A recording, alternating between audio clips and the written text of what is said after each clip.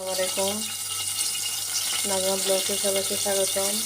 আরেকটা ব্লগ নিয়ে আমি চলে আসলাম। আজকে রান্না করবো আমি দেখতে আসছি দিয়ে হচ্ছে বেগুন। তারপরে আমি প্রথমে দিয়ে দিলাম পেঁয়াজ,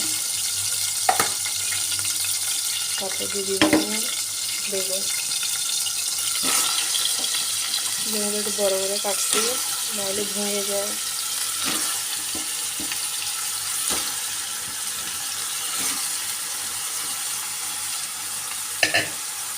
তারপর আমি দিয়ে খুশিটা আমি প্রায় 1 ঘন্টা ভিজায় রেখে গরম পানি দিয়ে ভালো করে দিয়ে নিচ্ছি। তারপরে দিয়ে দিব সামান্য হলুদের গুঁড়া, সামান্য মরিচের গুঁড়া, হচ্ছে স্বাদ মতো হচ্ছে লবণ। এবার আজকে আমি বেশি বাড়াই নেই, খুব ভালো করে আমি কষা নেব।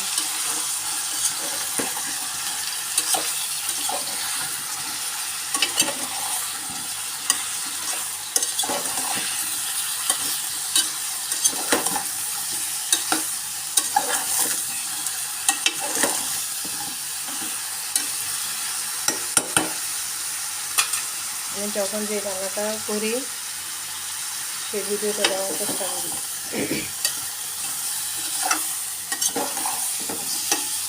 আর ভিডিওটাকে স্কিপ করে দেখবেন না, পুরো ভিডিওটা দেখবেন, তাহলে রান্নাটা সুন্দরভাবে বুঝতে পারবেন। আর স্কিপ করে দেখে ভিডিওর কোনো মানে হয় না, কারণ আমাদের রিচের সমস্যা হয় টেনে টেনে দেখলে। ওয়াচ টাইমটা আমাদের বাড়ে না, এই জন্য দয়া করে যেয়ে দেখবেন, পুরো ভিডিওটা দেখার চেষ্টা করবেন। আর না দেখলে দেখবেন না পুরোটা, আর দেখলে পুরোটা দেখার চেষ্টা করবেন।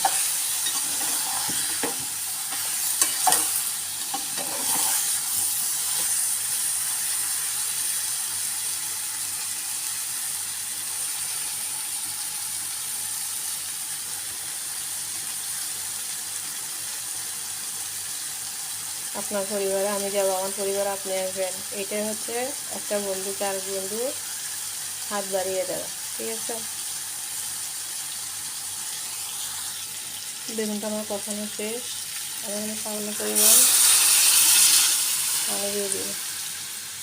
বেশি পানি দিব না, বেশি পানি দিলে বেগুন বেশি গলে যাবে।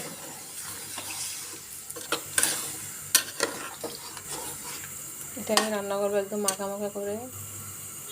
বেগুনে কম পানি দিলেও বেগুনটা উপরের দিকে চলে আসে, মনে হয় যে আমি অনেক পানি দিচ্ছি। আমি কিন্তু একটু কম পানি দিলাম। এটা আমি ঢেকে দিব।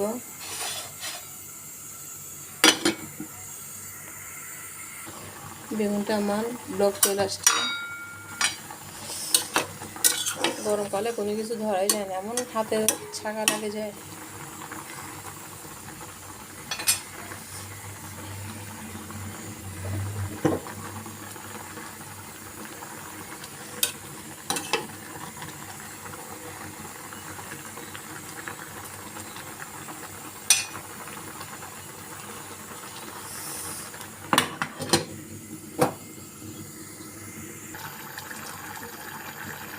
বেগুনটা আমার হয়ে আসছে। বেগুনটা রান্না হয়ে আসছে আলহামদুলিল্লাহ। ভিডিওটা আমি এখানে শেষ করছি। আল্লাহ হাফেজ, আসসালামু আলাইকুম।